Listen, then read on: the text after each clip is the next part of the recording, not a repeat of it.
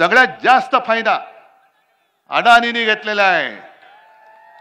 सगळ्यात जास्त जमीन अदानीने खरेदी केलेली आहे आणि अदानीने एवढ्यासाठी खरेदी केली की त्या जागांमध्ये लिथियमचा सगळ्यात मोठा साठा तिथे आहे काश्मीरमध्ये आणि ती जागा गौतम अदानीने विकत घेतलेली आहे। म्हणजे पुन्हा तिथली जागा आणि तिथला पैसा कुठे गेला? मोदी आणि गुजरात। आणि या लिथियमचा उपयोग आपल्या मोबाईलच्या सेल पासून अगदी हार्ट मध्ये जरी काही उपकरणं असतात तिथपासून अगदी इलेक्ट्रिक व्हेकल येतात त्यांच्या बॅटऱ्या बनवण्यासाठी या लिथियमचा उपयोग केला जातो। मग तुम्ही काय सांगताय की देश भावनेमुळे देशासाठी आम्ही 370 कलम काढलं? नाही काढलं, तुम्ही अदानीसाठी काढलेलं आहे। आणि संशय येऊ नये म्हणून अचानक मोदी अदानी आणि अंबानी बद्दल बोलले। मोठं विचित्र आहे, आकृत आहे।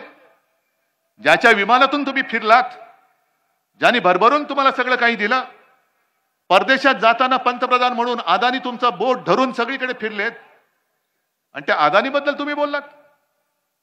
राहुल गांधींना त्यांनी प्रश्न विचारला कि अदानी और अंबानी से ट्रक टेम्पो भर भर के कितना माल आपने उठाया, बोलो। तुम्ही अदानींना जरूर विचारा, राहुल गांधींना जरूर विचारा, पण संजय राऊत जे बोललेत त्याचा व्हिडिओ आहे। घटनाबाह्य मुख्यमंत्र्याच्या हेलिकॉप्टर मधनं बॅगा भरभरून माल कुठून उतरला त्याचं मोदीजी पहिलं उत्तर द्या। पण जर काही गोष्ट खरी असेल, अडाणींकडनं टेम्पो भरभरून माल उचलला असेल, तर मोदीजी तुमचा ईडी, इन्कम टॅक्स, सीबीआय काय करत होते? काय चखणा खात बसले होते कुठल्या ठेल्यावर? काय चुना मळत का तंबाखू मळत बसले होते? मशिरी करत बसले होते? आणि तरी देखील जर का टेम्पो भरून माल गेला असेल तर याचा अर्थ तुम्ही ती काय नोटबंदी केली होती, काळा धन नष्ट करण्यासाठी अचानक 8 वाजता आले आणि सांगितलं, भाई और बहनो, तुमच्याकडे ज्या खिशामध्ये नोटा आहेत त्या आज रात्री 12 पासून ते फक्त कागदाचे तुकडे राहतील, त्याचं महत्व आम्ही काढून टाकलेलं आहे।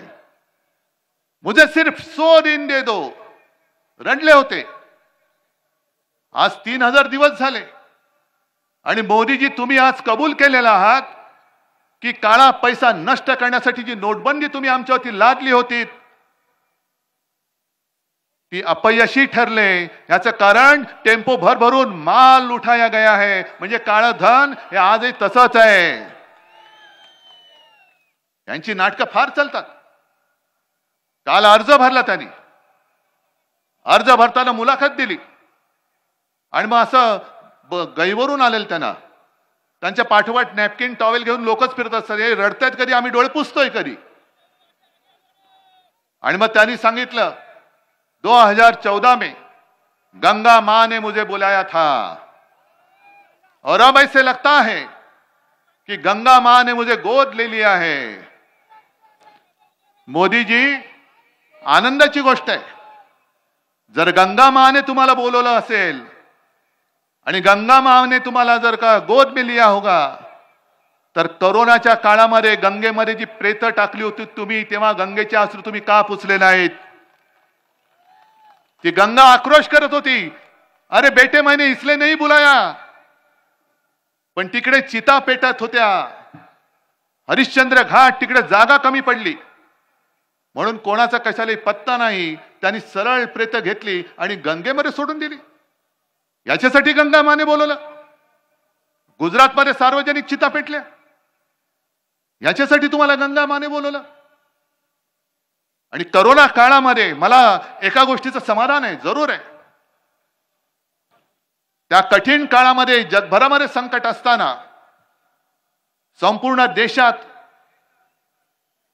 नंबर 1 चा मुख्यमंत्री म्हणून माझं नाव होतं। पण हे माझं श्रेय नाहीये, हे तुमचं सहकार्य आहे।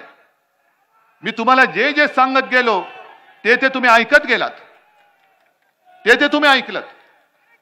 म्हणून आणि म्हणूनच संपूर्ण देशात नंबर 1 चा मुख्यमंत्री म्हणून माझं नाव आलं होतं. हे माझं कर्तृत्व नाही, माझ्या महाराष्ट्राच्या जनतेचं कर्तृत्व आहे. पण तुम्ही काय करत होता? सगळीकडे चिता पेटत होत्या आणि अमित शहा आणि हा सगळा कंपो, हा निवडणूक रोख्यामधनं हजारो कोटीचा ज्यांनी घोटाळा केलेला आहे,